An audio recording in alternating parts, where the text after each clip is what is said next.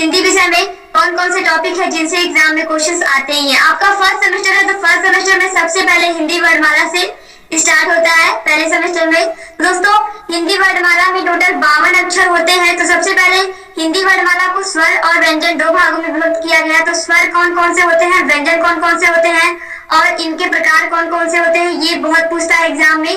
तो सबसे पहले इसको देख लेते हैं।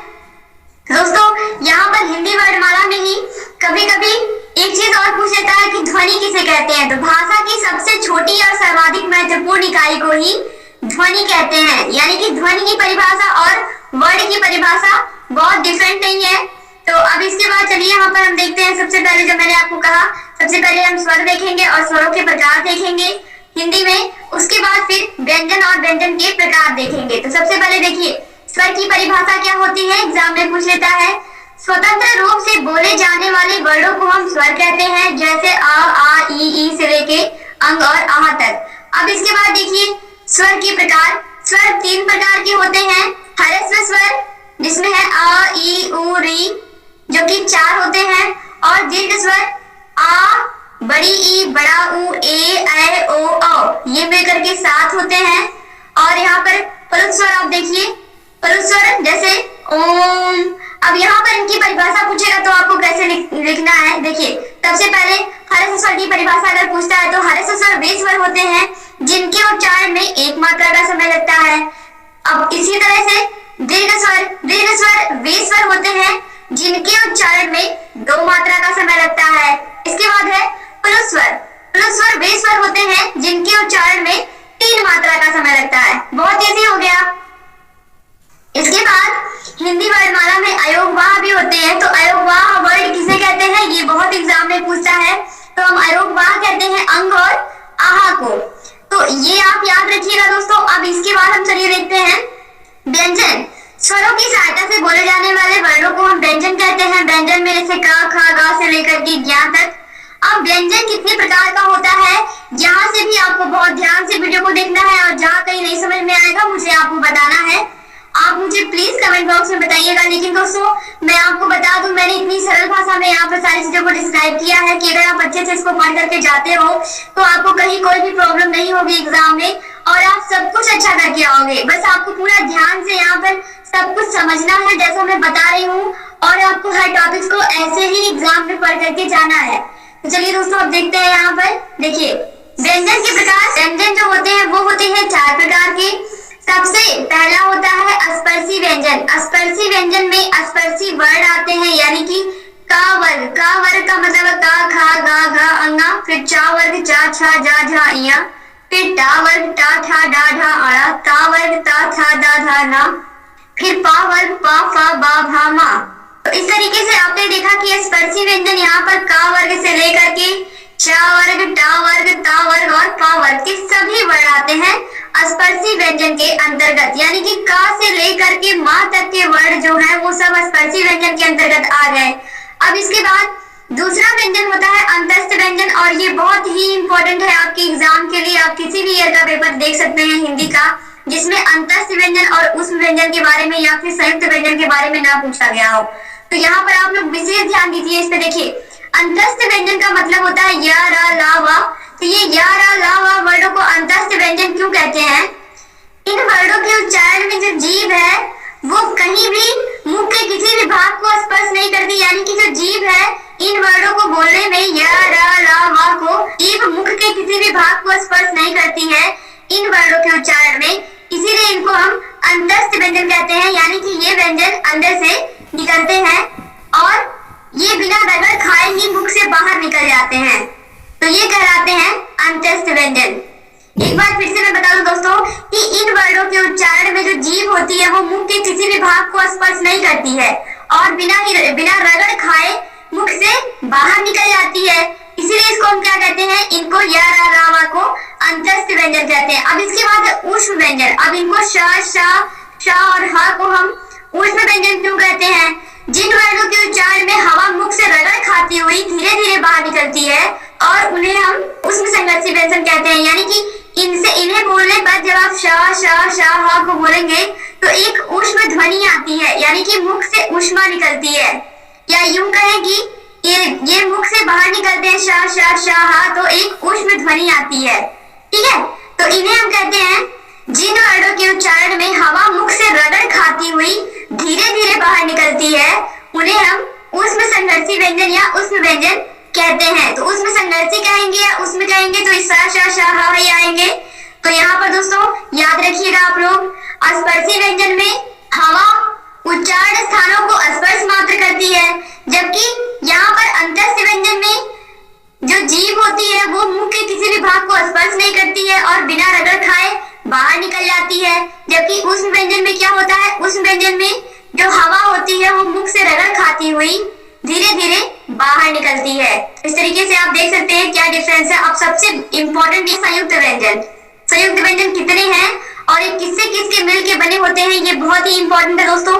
देखिए संयुक्त व्यंजन होते हैं 4 प्रकार के। सबसे पहले छ है, फिर त्र है, फिर ज्ञ है और फिर श है। टोटल संयुक्त व्यंजन 4 है, छ, त्र, ज्ञ और श। अब जो छ है वो का और श से मिलके बना है, तो जो पहला वर्ड है उसके नीचे हलंत आपको लगाना है, ये आप ध्यान रखिएगा।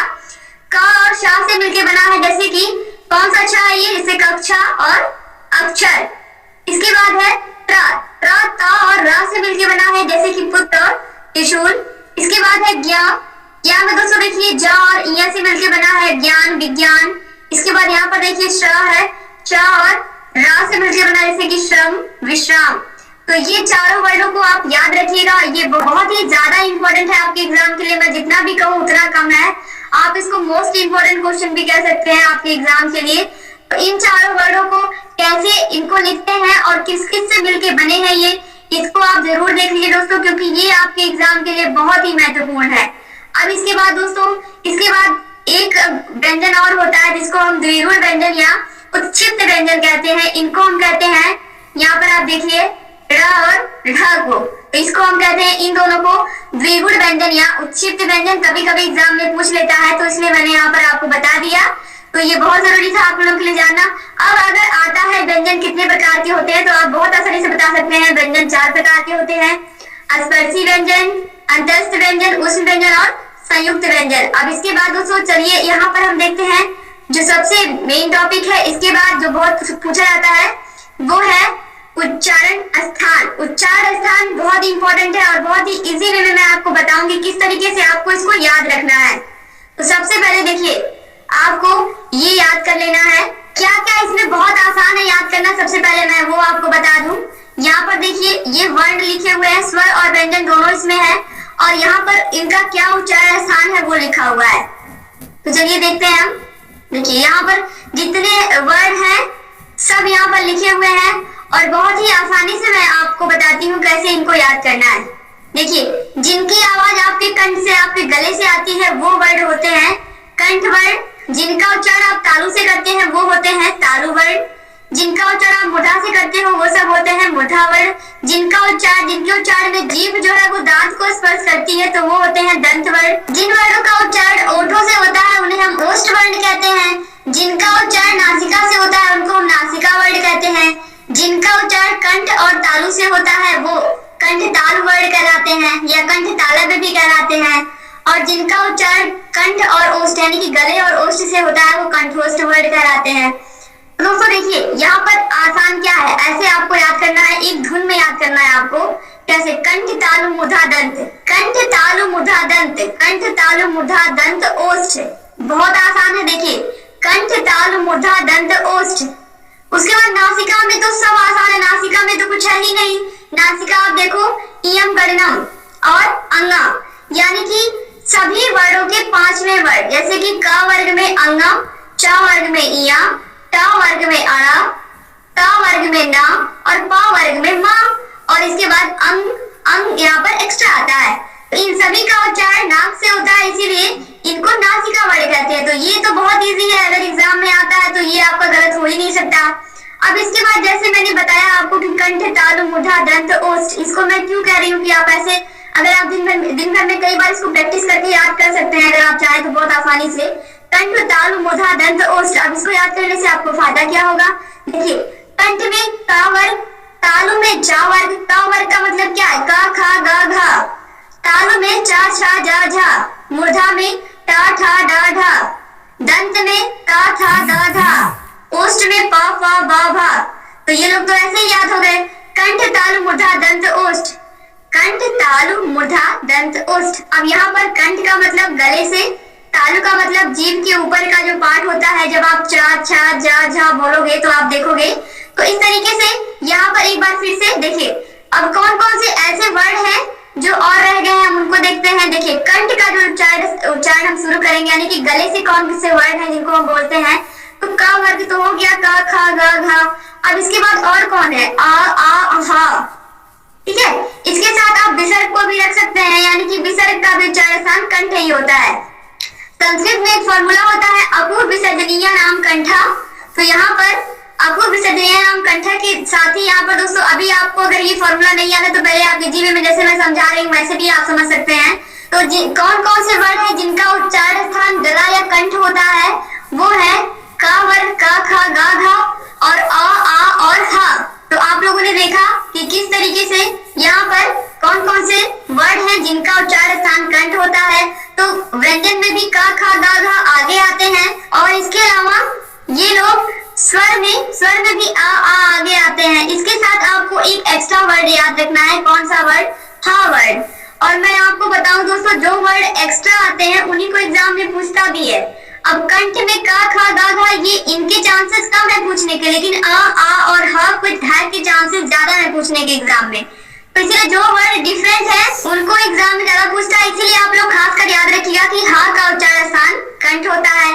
इसके बाद दूसरा है तालु। तालु का मतलब जीभ से ऊपर का पार्ट। जब जीभ से आप चा छा जा झा बोलोगे तो आप देखोगे कि जीभ तालु से लगती है। इसके अलावा आपने कंठ में देखा आ और आ रहे थे, अब तालु में आप देखोगे छोटी ई और बड़ी ई आ रहे हैं, यानी कि आ के बाद छोटी ई बड़ी आती है। इसके बाद या और शा एक्स्ट्रा है, यानी कि तालु में यश एक्स्ट्रा आ रहा है, और ई तो आप आ के बाद इसमें लगा ही लोगे। तो इस तरीके से आप देख रहे हैं कि जो तालु वर्ड है उसमें कंठ के बाद तालु, तो का वर्ग के बाद चा वर्ग। इसके बाद दोस्तों देखिए मूर्धा में देखिए टा ठा डा ढा, तो टा वर्ग तो आएगा ही। अब इसके बाद देखिए एक्स्ट्रा क्या आ रहा है, रा शा और री। तो यहाँ पर जो री और रा है, ये आप देखिए री और रा और शा, ये तीनों शा का जो उच्चारण स्थान है ये बहुत महत्वपूर्ण है। तो ये आप विशेष ध्यान दीजिएगा। तो यहाँ पर हम मूर्धा की बात कर रहे हैं, तो मूर्धा में कंठ तालु मूर्धा, यानी कि का वर्ग चा वर्ग के बाद टा वर्ग आएगा, तो टा ठा डा ढा तो होंगे ही। इसके साथ एक्स्ट्रा कौन आ रहा है, रा शा और री आ रहे हैं। ठीक है, अब यहाँ पर दोस्तों इसके बाद हम चलेंगे अब दंत पर। दंत तो बहुत ही आसान है, दंत में बहुत ही इजी है। क्या इजी है, देखिए जैसे मैंने आपको बताया कंठ तालु मूर्धा दंत ओष्ठ, कंठ तालु मूर्धा दंत ओष्ठ, आपको ऐसे ही याद करना है और ऐसे ही यहाँ पर सारे वर्ग भी आते जाएंगे। अब दंत में देखिए टा वर्ग के बाद ता वर्ग आ गया, ता था दा था। अब यहाँ पर देखिए एक्स्ट्रा क्या आया, ला और सा आया है। मैं आपको बताऊं कि एग्जाम में यही ला और यही शा बार बार पूछता है। तो ये ला और सा किसमें आए हैं, देखिए ला का उच्चारण स्थान और सा जब आप बोलेंगे तो आप खुद देखेंगे कि आपकी जीभ जो है वो आपके दांत को स्पर्श कर रही है। तो आप खुद महसूस करोगे कि इसका जो उच्चारण स्थान होना चाहिए वो दंत ही होना चाहिए। लेकिन फिर भी विशेष रूप से देखिए ये जो तीनों शा है ये किसमें आते हैं। पहला जो यहाँ पर शा है ये देखिए तालु में आया है, तालु मूर्धा दंत, तालु मूर्धा दंत, इन्हीं तीनों में सारे शा हैं। इसके बाद ओष्ठ है, ओष्ठ तो बहुत ही इजी है, इसको तो आप खुद ही महसूस कर सकते हो, बताने की जरूरत ही नहीं है।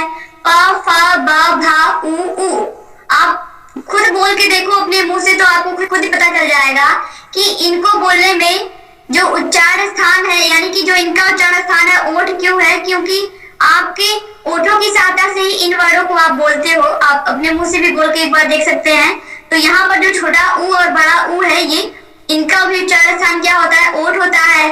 और पा फा बा भा तो आएगा, ये पांचवा वर्ग है।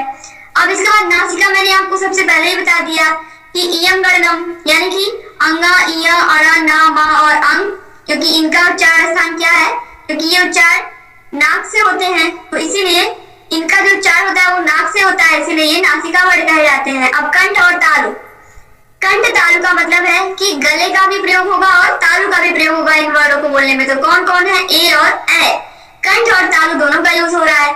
और कंठ और ओष्ठ यानी कि गले और ओठ का प्रयोग, ओ और औ को बोलने में हो रहा है, तो ये तो बहुत इजी है, दोनों में कंठ आ रहा है, यानी कि गले से दोनों बोले जाएंगे। लेकिन एक में तालु आ रहा है और एक में ओठ आ रहा है, तो ओ और औ को आप बोल के देखिए, दोनों में आप ओठों से ही उच्चारण स्थान होता है इनका, तो कंठ से तो आवाज आएगी, साथ ही साथ ओठों का भी यूज होता है। इसी तरीके से कंठ और तालु में आपके कंठ और तालु दोनों का यूज होगा बोलने में, तो इसीलिए ये कंठ तालव्य वर्ण और ये कंठोष्ठ वर्ण कहे जाते हैं ओ और औ। इस तरीके से आपने पूरा उच्चारण स्थान देख लिया। अब इसके बाद हम आगे बढ़ते हैं नेक्स्ट टॉपिक पर। उम्मीद करती हूँ कि आपको बहुत अच्छे से समझ में आया होगा ये। अब दोस्तों कुछ क्वेश्चंस एग्जाम में बहुत पूछते हैं आपके हिंदी में, कौन कौन से पूछते हैं देखिए। हिंदी भाषा को लिखते समय सावधानियां और गलतियां, जैसे कि मेनली जो गलती होती है जो छोटे बच्चे प्राथमिक कक्षाओं में करते हैं वो यही करते हैं कि उनको समझ में नहीं आता है कि ये जो था है और या है ये दोनों अलग अलग वर्ड हैं। जैसे था को आपको पूरा इस तरीके से इस पर सिरोरेखा नहीं लगानी है, खाली थोड़ी सी लगानी है और आगे खुला रखना है, लेकिन बच्चे इसमें अंतर नहीं कर पाते हैं, तो ये गलतियां बहुत करते हैं। तो ये सावधानी आपको देखनी पड़ेगी। यहाँ पर दोस्तों मैंने दोनों चीज लिखी है कि लिखते समय सावधानियां क्या क्या बरतनी चाहिए और बच्चे क्या क्या गलतियां करते हैं। तो आपको सावधानियां भी यही देखनी है कि ये बच्चे ये गलती ना कर पाए, और बच्चे गलतियां क्या करते हैं वो भी यही चीज सेम है। तो यहाँ पर एक बार अगर आप समझ लेंगे तो आप दोनों ही क्वेश्चंस के आंसर बहुत आसानी से आप लिख सकेंगे। अगर सावधानियां पूछता है तो भी आप लिख लेंगे, अगर गलतियां पूछता है तो भी आप लिख लेंगे। तो यहाँ पर देखिए था और या है ना, तो था और या ये आपको बता दिया मैंने कि बच्चे इनमें गलतियां करते हैं। तो यहाँ पर सिरोरेखा पूरी नहीं लगाते हैं था में, बस केवल थोड़ी सी लगाते हैं। यहाँ पर ये आगे ये खुला होता है थोड़ा सा, और यहाँ पर या पर पूरा सिरोरेखा होती है। अब इसके बाद देखिए भा और माँ, यहाँ पर भी बच्चे क्या करते हैं पूरे भा के ऊपर सिरोरेखा खींच देते हैं, तो ये माँ की तरह दिखाई देने लगता है। लेकिन भा क्या होता है, भा और माँ आप सभी लोग जानते हैं कि दोनों अलग अलग वर्ड हैं, तो ये भी बच्चे गलतियां करते हैं, इनसे भी सावधानी बरतनी है। इसके बाद खा को कैसे बनाते हैं, वो लोग रा और वा लिख देते हैं अलग अलग, जबकि आप सभी लोग जानते हैं कि खा और रा वा ये दोनों, ये अगर इस तरीके से लिखेंगे अलग अलग तो ये रा और वा पढ़ा जाएगा, ये खा नहीं पढ़ा जाएगा। इस तरीके से ये गलतियां भी करते हैं। इसके अलावा घा को बच्चे घा लिख देते हैं, और भी बहुत सारी गलतियां करते हैं बच्चे, तो इन सब पर आपको विशेष ध्यान देना है। इसके अलावा देखिए यहाँ पर आ लिखा हुआ है, आ ओ औ अंग आ था धा मा, इन सभी पर पूरी लकीर नहीं खींचनी है, क्योंकि ये सभी में देखिए ये जितने भी वर्ड हैं ये सब खुले हुए हैं। देखिए चाहे वो छोटा आ हो, पूरी लकीर नहीं खींचनी है, ये सब खुले हुए वर्ड हैं, तो इन सब पर किसी पर भी पूरी लकीर नहीं खींचनी है आपको। तो इस तरीके से आप देख सकते हैं कि ये सब आपको सावधानियां बरतनी है हिंदी विषय को लिखते समय, और बच्चे क्या क्या गलतियां करते हैं वो भी आपको इसी तरीके से दिखाना है एग्जाम में। अब आप इसका विस्तार से लिख सकते हैं इसमें कि बच्चे इस तरीके की गलतियां करते हैं, इनको दूर करने के लिए ये उपाय हम कर सकते हैं, बहुत आसानी से आप लिख सकते हैं अब एग्जाम में। अब इसके बाद दोस्तों देखिए हिंदी भाषा में वर्तनी की गलतियां, यानी कि बच्चे कौन कौन सा अक्षर लिखने में गलतियां कर देते हैं और किसमें कम अंतर कर पाते हैं। जब कोई टीचर कोई वर्ड बोलते हैं, जैसे कि मान लीजिए शुद्ध लेख इमरा बोल रहे हैं, तो बच्चे कैसी गलतियां करते हैं वो यहाँ पर बताया गया है कि हिंदी भाषा में वर्तनी की अशुद्धियां किस प्रकार की होती हैं। तो चलिए हम देखते हैं। सबसे पहले बच्चे बा और वा में अंतर नहीं कर पाते हैं, तो ये सबसे पहली अशुद्धि तो यही करते हैं बच्चे। उसके बाद ये छा और छा में बहुत कंफ्यूज रहते हैं, तो ये बच्चे खुद ही पूछते हैं मैम छतरी वाला छा है कि क्षत्रिय वाला छा है, तो ऐसा पूछते हैं बच्चे, होता है। तो इस तरीके से बच्चे इसमें भी अशुद्धि कर देते हैं, तो ये भी टीचर को ध्यान देने की जरूरत है इस पर। इसके अलावा दोस्तों यहाँ पर देखिए रा और अड़ा में बहुत कंफ्यूज रहते हैं बच्चे की क्या बनाना है, तो ये भी अशुद्धियां होती हैं। इसके अलावा शा और शा में भी बहुत कंफ्यूजन होती है बच्चों को, तो वो भी बच्चों को बताना पड़ता है। इसके अलावा यहाँ पर देखिए फिर शा और सा में बहुत कंफ्यूजन होती है, तो यहाँ पर ये सभी ऐसी अशुद्धियां हैं जिन पर आपको विशेष रूप से बच्चों को जब बचपन से इस पर सुधार किया जाएगा, नहीं बचपन से इस पर कार्य किया जाएगा इन अशुद्धियों पर, तो धीरे धीरे चल करके बच्चे किसी भी प्रकार से भाषा में कोई अशुद्धि नहीं करेंगे और भाषा को सही प्रकार से लिखना पढ़ना जान सकेंगे। तो ये बहुत जरूरी है कि बचपन से ही प्राथमिक से ही जब बच्चों की इन सब गलतियों पर ध्यान दिया जाएगा तो बच्चे भाषा को बहुत ही अच्छी तरीके से पढ़ना लिखना और बोलना अभिव्यक्त करना भी जान जाएंगे। तो ये बहुत इंपॉर्टेंट है दोस्तों। अब इसके बाद चलिए देखते हैं क्या क्या और आपकी हिंदी में पूछता है। यहाँ पर देखिए पर्यायवाची शब्द, विलोम शब्द और वाचन। सबसे पहले पर्यायवाची शब्दों की बात करते हैं।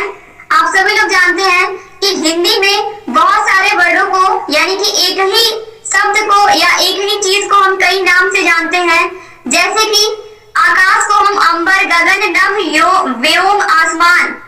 कहते हैं, यानी कि हिंदी भाषा में एक ही वर्ड यानी कि एक ही चीज के लिए कई सारे शब्द होते हैं। जैसे कि पृथ्वी को हम धरा कहते हैं, वसुधा कहते हैं, मही कहते हैं, भूमि कहते हैं, धरती कहते हैं। तो अगर एक ही शब्द के ऐसे भिन्न शब्द जिनके अर्थ एक जैसे होते हैं वो सभी क्या होते हैं, पर्यायवाची शब्द या समानार्थी शब्द कहे जाते हैं। यानी कि शब्द तो भिन्न भिन्न होते हैं लेकिन उनका अर्थ जो होता है वो एक ही होता है। जैसे कि हम कमल को कहते हैं पंकज, इसके अलावा अरविंद कहते हैं। तो ये सभी क्या है, ये सभी है पर्यायवाची शब्द। दोस्तों यहाँ पर देखिए पर्यायवाची शब्द आपके एग्जाम में पूछे जाते हैं, जैसे कि असुर का पर्यायवाची हुआ अमृत का पीयूष, क्षुद्रा, व्योम। इसके अलावा जैसा कि मैंने कहा असुर का होता है दानव, धनुज, दैत्य, निशाचर, राक्षस। तो इस तरीके से दोस्तों यहाँ पर आप लोग के लिए पर्यायवाची शब्द ऑलरेडी मैंने पढ़ा दिया है। आप लोग के लघु त्रि क्वेश्चंस में अलग से भी आप कहोगे तो मैं पढ़ा दूंगी। लघु त्रि क्वेश्चंस में राजन सीरीज मैंने कंप्लीट करा दिया है, उसमें आपको अधिक से अधिक पर्यायवाची शब्द मिलेंगे। अगर आप उतना भी एग्जाम में पढ़ के चले जाते हैं तो आप बहुत ही अच्छे से अपने हिंदी विषय को प्रिपेयर कर लेंगे। दोस्तों हिंदी विषय का हम लोगों ने ऑलरेडी एक प्लेलिस्ट बना दिया है, उस प्लेलिस्ट में जा करके आप अब तक जितने भी वीडियोस हम लोगों ने हिंदी विषय के बनाए हैं, चाहे पवन सीरीज हो, राजन सीरीज हो या उसके जितने भी क्वेश्चन है, कुछ भी हमने छोड़ा ही नहीं है। सब कुछ पढ़ा दिया है, सब कुछ समझा दिया है, डिस्क्राइब कर दिया है। इसके अलावा प्रीवियस ईयर क्वेश्चन पेपर तो हम सॉल्व भी करवा रहे हैं, मॉडल पेपर भी आप लोगों के लिए सॉल्व करवा रहे हैं। दोस्तों अगर अभी तक आपने हमारे चैनल को सब्सक्राइब नहीं किया तो प्लीज सब्सक्राइब कर लीजिए और घंटी के निशान को जरूर दबा लीजिए, जिससे हम कभी नई वीडियोस बनाते हैं उसका नोटिफिकेशन आपके पास टाइम से पहुंच जाए। अब इसके बाद है विलोम शब्द। विलोम का मतलब होता है इंग्लिश में जैसे बोलते हैं अपोजिट वर्ड्स, यानी कि जैसे कि दिन का रात, अंधेरे का उजाला। तो इस तरीके से आपको याद होना चाहिए कि विलोम शब्द। दोस्तों इसका भी ऑलरेडी हमने वीडियो बनाया है, कम से कम 400 विलोम शब्द हम लोगों ने पढ़ा दिया है। तो दोस्तों इतना अधिक आपको विलोम शब्द पढ़ने की जरूरत नहीं है। अगर आप उन वीडियोस में थोड़ा कम भी आप देखते हैं तो भी कोई बहुत प्रॉब्लम नहीं होगी आपको एग्जाम में, लेकिन आप अधिक से अधिक पढ़ के जाइए जिससे आपको एग्जाम में कहीं भी किसी प्रकार का कोई प्रॉब्लम ना हो और आप आसानी से अपने एग्जाम में अच्छे मार्क्स लाएं। तो दोस्तों आप उन वीडियोस को भी देख सकते हैं। अब यहाँ पे दोस्तों वाचन है। वाचन में देखिए वाचन क्या होता है, वाचन का मतलब होता है दोस्तों पढ़ना। आपके पास बुक है, आप बुक को पढ़ रहे हो तो वो वाचन होता है। लेकिन अब वाचन कितने प्रकार का होता है, आप उसको बोल करके पढ़ रहे हो कि मन में पढ़ रहे हो, किताब को किस तरीके से पढ़ रहे हो, आप गा कर पढ़ रहे हो, ये बहुत इंपॉर्टेंट है। तो यहाँ पर देखिए वाचन दो प्रकार का होता है, पहला होता है सस्वर वाचन और दूसरा होता है मौन वाचन। तो सस्वर वाचन का मतलब होता है कि आप बोल बोल कर कोई चीज पढ़ रहे हो। बोल बोल कर पढ़ने का सबसे अच्छा तरीका है, संस्कृत को जब आप पढ़ते हो तो आप संस्कृत विषय को बोल बोल कर पढ़ते हो, क्योंकि संस्कृत में अगर आप बोल करके नहीं पढ़ोगे तो आप संस्कृत विषय को सीख ही नहीं पाओगे सही से बोलना और पढ़ना। तो ये बहुत जरूरी है कि संस्कृत विषय को उसी तरीके से हिंदी विषय को भी बचपन में बच्चों को प्राथमिक स्तर पर बोल बोल कर ही पढ़ना सिखाया जाता है, तभी उनका उच्चारण सही होता है और तभी वो भाषा को अच्छे से बोल पाते हैं। तो जो सस्वर वाचन होता है ये भाषा को सही प्रकार से पढ़ने और बोलने में बहुत मदद करता है। तो यहाँ पर हो गया किसी भी किताब को अगर आप बोल बोल कर पढ़ रहे हो तो वो होता है सस्वर वाचन। अब यहाँ पर मौन वाचन है। मौन वाचन का मतलब जैसे जैसे आप बड़ी क्लासेस में जाते हो तो आपका क्या होता है कि आप वो चीज कम कर देते हो बोल करके पढ़ना, आप धीरे धीरे मन में पढ़ना शुरू कर देते हो। और मन में पढ़ने से क्या होता है, जैसे बोलने में आपकी एनर्जी खर्च होती है तो मौन वाचन में आपकी एनर्जी नहीं खर्च होती है, आपकी एनर्जी बची रहती है और आप उसको मन में ही पढ़ते हो। मन में पढ़ने से क्या होता है कि अगर आपके अगल बगल कोई पढ़ रहा है तो वो भी डिस्टर्ब नहीं होता है, वो अपना कॉन्सेप्ट पढ़ रहा है, आप अपना कॉन्सेप्ट पढ़ रहे हो, आप अपनी बुक पढ़ रहे हो। तो यहाँ पर ये इससे मौन वाचन से फायदा भी होता है और आपको आपकी चीज भी, आप जो भी सब्जेक्ट अच्छे से पढ़ रहे हो उस सब्जेक्ट की आपको तैयारी भी हो जाती है अच्छे से। तो मौन वाचन का मतलब मन में पढ़ना, सस्वर वाचन का मतलब बोल बोल कर पढ़ना। अब इसमें देखिए सस्वर वाचन के भी दो प्रकार होते हैं। कौन कौन से, एक पहला है आदर्श वाचन और दूसरा है अनुकरण वाचन। ये तो बहुत ही आसान है। आदर्श वाचन का मतलब है शिक्षक के द्वारा पढ़े गए पाठ को हम आदर्श वाचन कहते हैं। और शिक्षक अपने मन में तो क्लास में पढ़ेगा नहीं, वो तो पूरे बच्चों को उसको सुनाना है तो वो पढ़ पढ़ कर ही सुनाएगा। और शिक्षक के द्वारा किए गए वाचन को आदर्श वाचन क्यों कहते हैं, क्योंकि शिक्षक के द्वारा पढ़े गए पाठ में कोई भी अशुद्धि नहीं होती है। यानी कि पूरी तरीके से अगर एक टीचर क्लास में पढ़ा रहा है तो उससे पूरी उम्मीद की जाएगी कि वो आदर्श वाचन ही कर रहा है, क्योंकि अगर टीचर अच्छे से समझाएगा, सब कुछ बच्चों को सही से उच्चारण करेगा, तभी बच्चे भी उसी के आदर्शों पर चलेंगे। तो यहाँ पर ये हो गया आदर्श वाचन का मतलब कि शिक्षक के द्वारा पढ़े गए पाठ को हम आदर्श वाचन कहते हैं। अब अनुकरण वाचन बहुत आसान है। शिक्षक के पढ़ने के बाद जब बच्चे उसका अनुसरण करते हैं, उन्हीं के पाठ का अनुसरण करते हैं, जैसा उन्होंने पाठ को पढ़ा वैसे ही बच्चे भी पढ़ रहे हैं, तो वो होता है अनुकरण वाचन। तो दोस्तों उम्मीद करती हूँ कि आपको वाचन बहुत अच्छे से समझ में आ गया होगा। अब हम आगे देखते हैं यहाँ पर कुछ विराम चिन्ह जो आपके एग्जाम में हिंदी के विषय में बहुत पूछता है, हिंदी विषय में। तो चलिए हम इनको भी देख लेते हैं। सबसे पहले दोस्तों देखिए पूर्ण विराम। पूर्ण विराम बहुत पूछता है एग्जाम में। वाक्य की समाप्ति पर पूर्ण विराम चिन्ह का प्रयोग किया जाता है। आप सभी लोग जानते हैं, जैसे कि राम विद्यालय जाता है, पूर्ण विराम। इस तरीके से पूर्ण विराम लग जाता है। कोई भी वाक्य जब कंप्लीट होता है, पूरा होता है, तो पूर्ण विराम का चिन्ह लग जाता है। इसके बाद है अल्प विराम, जिसको हम कॉमा बोलते हैं इंग्लिश में, जैसे कि राम कॉमा श्याम और कमला खेलते हैं। यानी कि इस तरीके से कॉमा लग करके, कॉमा लगाने का मतलब होता है कि आप अल्प विराम थोड़ी देर के लिए आप वहां पर ठहर जाइए। दोस्तों यहाँ पर थोड़ा सा ठहरने के लिए हम अल्प विराम चिन्ह का प्रयोग करते हैं, थोड़ा रुकने के लिए। इसके बाद तीसरा है अर्ध विराम। दोस्तों जो अर्ध विराम होता है, ये दो उपवाक्यों को जोड़ने के लिए प्रयोग होता है, और जब वो दो उपवाक्य और से नहीं जुड़ पाते हैं तो वहां पर हम लगाते हैं अर्ध विराम। अर्ध विराम का मतलब है एक बिंदु रहेगा और एक कॉमा रहेगा। तो यहाँ पर आप देखिए इसका एग्जाम्पल, स्वतंत्रता आंदोलन से देश में क्रांति की लहर दौड़ गई, भला स्वतंत्र कौन नहीं रहना चाहता है। तो यहाँ पर आप देखिए सेमीकोलन यानी कि अर्ध विराम चिन्ह का प्रयोग हुआ है। इसके बाद है चौथा प्रश्नवाचक चिन्ह। प्रश्नवाचक चिन्ह आसान है, आप सभी लोग जानते हैं इसको। जैसे कि बच्चे बार बार क्वेश्चन पूछते रहते हैं, तो ऐसे ही तुम स्कूल कब जाओगे, घड़ी में कितने बज रहे हैं, तुम खाना कब खाओगे, तुम आज कितने बजे खेलने जाओगे। तो ये सभी जो सभी क्वेश्चन मार्क वाले वाक्य होते हैं, वो सभी क्या होते हैं, प्रश्नवाचक चिन्ह कहलाते हैं। यानी कि प्रश्न पूछने हेतु जिस चिन्ह का प्रयोग किया जाता है उसे हम प्रश्नवाचक चिन्ह कहते हैं। जैसे कि तुम स्कूल कब जाओगे।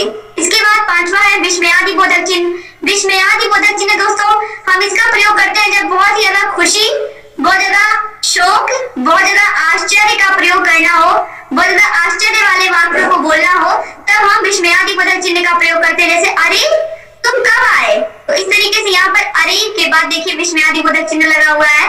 वाह कितना सुंदर चिड़ियाघर है। इस तरीके से भी ये भी क्या है, वाह के बाद इसमें भी विस्मयादिबोधक चिन्ह का प्रयोग किया गया। इसके बाद छठवां है योजक चिन्ह। योजक चिन्ह कब लगता है ये आप लोग देख लीजिए। योजक चिन्ह शब्द युग्मों एवं तुलना करने वाले शब्दों के साथ यह चिन्ह प्रयोग किया जाता है। यानी कि तुलना करने वाले शब्दों के साथ यह चिन्ह प्रयोग किया जाता है। जैसे कि रात, दिन, आज, कल, माता, पिता।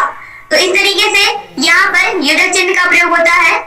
इसके बाद है लाघव चिन्ह। लाघव चिन्ह का मतलब होता है दोस्तों, इसको हम संक्षिप्त चिन्ह भी बोलते हैं। जैसे कि उत्तर प्रदेश को इतना बड़ा ना लिख करके आप इसको संक्षेप में लिख दीजिए, उ फिर बिंदी फिर प्रदेश फिर बिंदी। यहाँ पर देखिए इस तरीके से डॉक्टर को भी हम लिख सकते हैं, डॉक्टर लिख करके, डा लिख करके, फिर यहाँ पर बिंदु। तो इस तरीके से लाघव चिन्ह का प्रयोग होता है। यानी कि एक बिंदु का प्रयोग करके हम क्या करते हैं, उस वर्ड को संक्षेप में कर देते हैं। इसके बाद है उद्धरण चिन्ह। उद्धरण चिन्ह मतलब दोस्तों देखिए ये दो प्रकार का होता है, पहले आप ये देख लीजिए। जैसे कि यहाँ पर देखिए इकहरा उद्धरण चिन्ह। इकहरा का मतलब इस तरीके से साइन बना होता है उसका। यहाँ पर देखिए इसका एग्जाम्पल, यह अंश हमारी पाठ्य पुस्तक कलरव से लिया गया है। अब मान लीजिए यहाँ पर आगे और होता, इसके रचयिता रामधारी सिंह दिनकर हैं, तो हम रामधारी सिंह दिनकर को भी इसी तरीके से कॉमा लगा के उनके नाम को भी लिखते। यानी कि जब किसी विशेष व्यक्ति या विशेष वस्तु के बारे में हम बात करते हैं किसी वाक्य में, तो उसमें हम प्रयोग करते हैं इकहरा उद्धरण चिन्ह। अब दोहरा उद्धरण चिन्ह का प्रयोग करते हैं। ये तो बहुत आसान है, ये आप सभी लोग जानते हैं। जब किसी के द्वारा कोई कही गई स्टेटमेंट हो सेम टू सेम वैसे ही पढ़ी जाए, तो उसको हम कहते हैं दोहरा उद्धरण चिन्ह। जैसे कि महात्मा गांधी ने कहा था, क्या कहा था, अहिंसा परमो धर्मा। तो यहाँ पर उन्हीं का वाक्य है, सेम टू सेम लिया गया है, तो यहाँ पर प्रयोग होगा दोहरा उद्धरण चिन्ह। दोस्तों हिंदी विषय में इसके अलावा भी कुछ छोटे छोटे इंपॉर्टेंट टॉपिक्स हैं। जैसे कि हिंदी में शिक्षण अधिगम सामग्री का प्रयोग आप किस तरीके से करेंगे। तो दोस्तों हिंदी विषय को पढ़ाने में भी आप श्रव्य दृश्य सामग्री का प्रयोग कर सकते हैं, या दृश्य सामग्री का प्रयोग कर सकते हैं, या श्रव्य सामग्री का प्रयोग कर सकते हैं। श्रव्य सामग्री में रेडियो, टेप रिकॉर्डर का प्रयोग, यानी कि हिंदी भाषा के उच्चारण को सही सही सिखाने के लिए बच्चों को आप टेप रिकॉर्डर का प्रयोग कर सकते हैं, रेडियो का प्रयोग कर सकते हैं। इसके अलावा टेलीविजन का प्रयोग श्रव्य दृश्य सामग्री में आप कर सकते हैं। तो ये आप सभी चीजें लिख सकते हैं अपने एग्जाम में। अगर एग्जाम में पूछता है कि हिंदी विषय को पढ़ाने में आप किस प्रकार से शिक्षा सहायक सामग्रियों का या टीचिंग लर्निंग मटेरियल का प्रयोग आप कर सकते हैं। इसके अलावा पूछता है एग्जाम में अनुलेख और श्रुतलेख में क्या अंतर है। दोस्तों मैं आप लोगों को बता दूं कि अनुलेख और श्रुतलेख में क्या डिफरेंस है। अनुलेख का मतलब होता है जैसे आपके पास कोई किताब है हिंदी की, तो आप हिंदी की किताब में से देख करके एक पेज नकल लिख रहे हैं, तो उसमें से अगर कोई चीज आप सेम टू सेम देख करके उतार रहे हैं तो नकल लिखने को ही हम कहते हैं अनुलेखन। यानी कि किसी भी चीज लिखा हुआ देख करके आप उतार रहे हो तो वो होता है अनुलेखन। अब श्रुत लेखन क्या होता है दोस्तों? श्रुत लेखन भी एग्जाम में बहुत पूछता है। श्रुत का मतलब सुनकर लिखने का मतलब हम लोग आम बोलचाल की भाषा में हम लोग कहते हैं बच्चों को इमला बोलना। तो इमला बोलने को ही कहते हैं श्रुत लेखन। यानी कि टीचर के द्वारा बोले गए शब्दों या वाक्यों को बच्चे अपनी कॉपी में लिखते हैं, तो उसे ही हम कहते हैं श्रुत लेखन। इसके अलावा सुलेख भी होता है। तो सुलेख का मतलब होता है सुंदर सुंदर लिखना। तो यहाँ पर अनुलेखन क्या होता है, इसके अलावा श्रुतलेख क्या होता है और सुलेख क्या होता है। मुझे पूरा उम्मीद है कि तीनों आपको समझ में आया होगा। दोस्तों उम्मीद करती हूँ कि आपको ये हिंदी विषय का सेशन बहुत ही अच्छा लगा होगा। हिंदी विषय में क्या क्या टॉपिक आपको पढ़ने हैं, क्या क्या टॉपिक कैसे तैयार करने हैं और किस किस टॉपिक कौन कौन से टॉपिक आपको कितना तैयार है ये भी आपको समझ में आया होगा। और आपका अगर आपने थोड़ा सा भी हिंदी पहले पढ़ा होगा तो आपका पूरा हिंदी फिर से रिवाइज हो गया होगा, पूरा रिवीजन आपने कर लिया होगा यहाँ पर। दोस्तों